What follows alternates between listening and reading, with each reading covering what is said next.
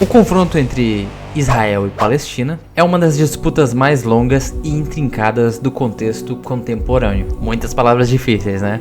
Mas a gente já vai explicar tudo. A origem desse conflito remonta a questões históricas, políticas e culturais, que envolvem judeus, árabes e a região do Oriente Médio. Nesse vídeo eu vou tentar apresentar um panorama abrangente sobre essas questões, raízes e principais eventos que causaram essa situação. Então, se você quer ficar por dentro e saber tudo do porquê que isso está acontecendo, desde quando isso acontece, talvez quem tá certo e quem tá errado, fica até o final desse vídeo, que depois da vinheta eu vou começar a te contar.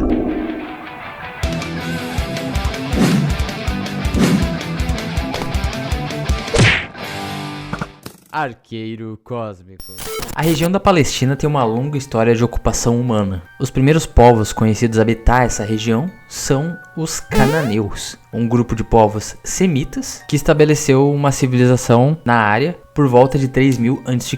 Posteriormente, a Palestina foi habitada por vários outros grupos ao longo do tempo, incluindo filisteus, egípcios, israelitas e babilônicos. Bom, os cananeus eram os primeiros, um grupo de semitas que habitavam esse local, a região do Levante, que é a região geográfica onde fica a atual Palestina, Israel, Líbano, Jordânia, etc. E algumas partes da Síria também. Os cananeus não eram um grupo homogêneo, mas sim uma coleção de vários povos da época que se juntavam nesse todo aí. Várias cidades, estados e comunidades da região que se juntavam para formar um todo, né? Eu tô contando essa história dos cananeus porque eles são historicamente significativos. Afinal, tem toda essa história de Terra Prometida que foi escrita na Bíblia. O termo cananeu é usado na Bíblia hebraica para se referir aos povos que já habitavam lá no momento em que os israelitas, liderados por Moisés, entraram na Palestina. Você deve se lembrar daquela historinha do Mar Vermelho, de atravessar o mar, não sei o que, fugir do Egito. E basicamente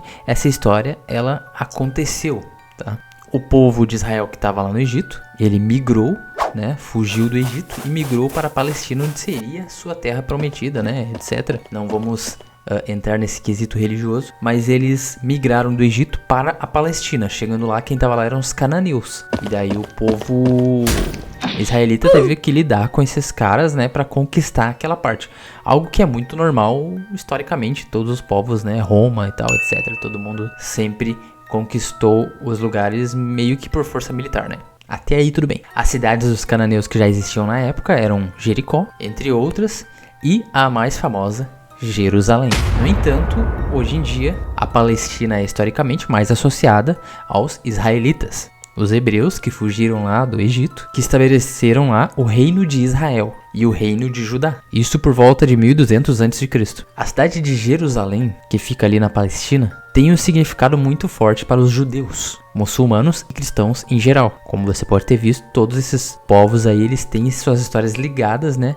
E os livros lá, como a Bíblia, o Torá e todos esses livros religiosos, retratam essa cidade de Jerusalém como um ponto importante, pois todas essas religiões saíram de lá. Então é um lugar sagrado e importante para todas essas religiões. Bom, resumindo, os cananeus foram um dos povos a habitar essa região da Palestina. Mas a história da Palestina é marcada por uma série de povos e civilizações que habitaram essa área ao longo de milênios. Bom, a presença de judeus e árabes na Palestina remonta a séculos. A influência do Império Otomano foi proeminente na região até o final da Primeira Guerra.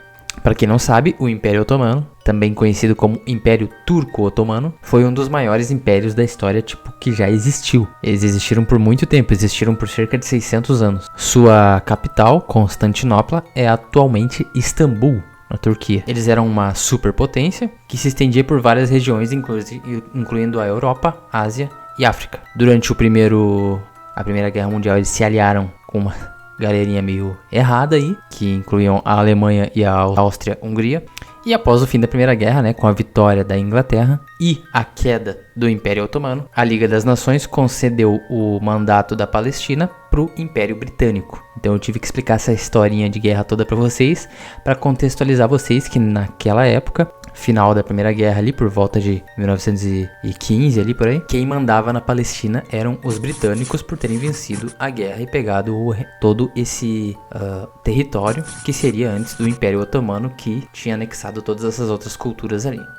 Eu sei que é muita coisa, mas basicamente é isso. Então esse lugar essencialmente tinha um pouco de árabe, um pouco de judeu, tudo misturado, mas quem mandava lá era a Inglaterra. Até que houve os eventos da Segunda Guerra, que você já deve saber muito bem o que aconteceram, né? O Holocausto, etc. E isso fez com que houvesse uma grande migração de judeus para a Palestina. Então a ONU, né, a Organização das Nações Unidas, aprovou o Plano de Partilha de 1947. O que isso significa? Oswaldo Aranha, o diplomata brasileiro, e olha que interessante, um brasileiro fazendo parte da história, mas vocês vão ver que a participação dele não é grande coisa, mas pelo menos ele estava lá. Ele presidiu essa assembleia. E durante essa assembleia aprovou-se uma resolução, que é a Resolução 181, também conhecida como Plano da Partilha Palestina. Essa resolução foi adotada em 29 de novembro de 1947 e ela recomendava a divisão da Palestina em 2 estados diferentes, um judeu e um árabe, com Jerusalém sendo uma entidade separada que ficava ali no meio.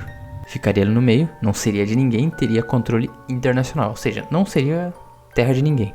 No entanto, esse plano de partilha encontrou forte oposição dos países árabes e lideranças palestinas. Ou seja, não querendo puxar pro lado dos judeus, mas para eles estava tudo bem. Quem estava encrencando eram os árabes nessa situação. Isso tudo levou à Declaração de Independência de Israel, em 1948. E as nações vizinhas árabes responderam com muita hostilidade, dando início ao conflito armado. Então você vê que o conflito começou lá em 48. A Guerra dos 6 Dias, em 1967, resultou na expansão dos territórios controlados por Israel. E a Guerra de Yom Kippur, em 1973, testou a estabilidade regional. Várias tentativas de paz tentaram ocorrer nos anos seguintes. E por volta de 1980, surge o Hamas. O Hamas é basicamente uma organização terrorista que atua na faixa de Gaza. Ele é considerado por muitos países um grupo terrorista, mas tem alguns que veem ele como forças revolucionárias. Eu, particularmente, considero eles terroristas, tá? Eu vou tentar ilustrar uma situação aqui do Hamas para vocês entenderem.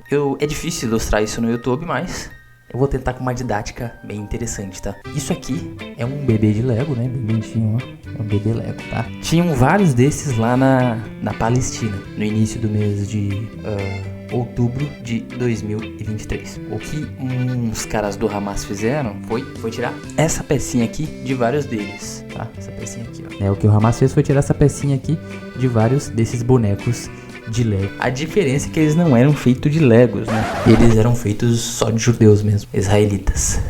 Então, não vou decorrer muito sobre isso, mas pra mim, pessoas que fazem isso são terroristas, tá? Agora, voltando um pouco no tempo pra onde a gente estava ali. Por volta de 1990. Tratado de Oslo. O Tratado de Oslo, oficialmente conhecido como o Acordo de Oslo, refere-se a um conjunto de acordos, na verdade, e negociações que ocorreram na década de 90, entre Israel e a Organização para a Libertação de Palestina, OLP. Esses acordos foram mediados pelo governo dos Estados Unidos e a Noruega, e tinham o objetivo de buscar uma solução para essa contenda aí. Esse acordo incluía algumas resoluções que a Palestina e Israel teriam que cumprir. Um acordo de reconhecimento mútuo, os dois países deveriam reconhecer suas soberanias, autonomia palestina, questões territoriais, que seriam retiradas de tropas de algumas áreas, da Cisjordânia, faixa de Gaza e etc. Tinha a questão de Jerusalém, que ficou meio em aberta ali para quem que ela ficaria ou se seria um território neutro. Tinham questões sobre os refugiados. E embora o Acordo de Oslo tenha sido um marco muito importante em direção à paz, eles também enfrentaram desafios severos para a implantação desse acordo, que foi prejudicado por uma série de eventos, incluindo atos de violência e ataques terroristas. No final, o Acordo de Oslo não conseguiu alcançar a paz e o objetivo que eles almejavam. Esse conflito teve um impacto devastador sobre a população civil. Os palestinos enfrentaram muitas dificuldades de crescimento devido ao bloqueio da faixa de Gaza. A questão dos refugiados da Palestina também acaba sendo uma questão global. E no final, quem sofre muito é o povo. Principalmente nos últimos dias, se você vê notícias, né, vê jornal, YouTube, qualquer coisa, você deve estar vendo as atrocidades que estão acontecendo aí. E quem sofre são as pessoas comuns que nada tem a ver com o conflito. O conflito entre Israel e Palestina permanece desafiador. As perspectivas de paz continuam incertas. É um dilema complexo e afeta milhares de vidas. E acaba tendo implicações globais, que afetam várias nações. Compreender as raízes históricas, né, em pesquisas como essa aqui que eu estou oferecendo a vocês, é fundamental para buscar soluções que promovam a paz e a estabilidade na região. Porém, a gente não pode fazer muita coisa. O importante é manter-se informado e curioso. Então, eu espero que vocês tenham gostado, espero que tenha sido bem informativo, que vocês tenham aprendido alguma coisa. E agora, quando seu amigo puxar o assunto de Israel e Palestina, que ele tá de saco cheio de ver no jornal, você vai poder agregar com todo o conhecimento que você obteve aqui nesse vídeo. Só não se esqueça de um detalhe. Se você quiser e puder doar para me ajudar aqui, é só usar esse QR Code que tá aqui na tela. Você pode escanear ele pelo seu celular, ou você pode clicar no primeiro link da descrição e doar um Pix pro pai, que vai ajudar muito, vai fazer o canal crescer e eu poder fazer mais vídeos, trazer vídeos melhores, pesquisas mais intrínsecas, assuntos mais legais pra vocês. Então, o vídeo é isso, falou, valeu e até amanhã.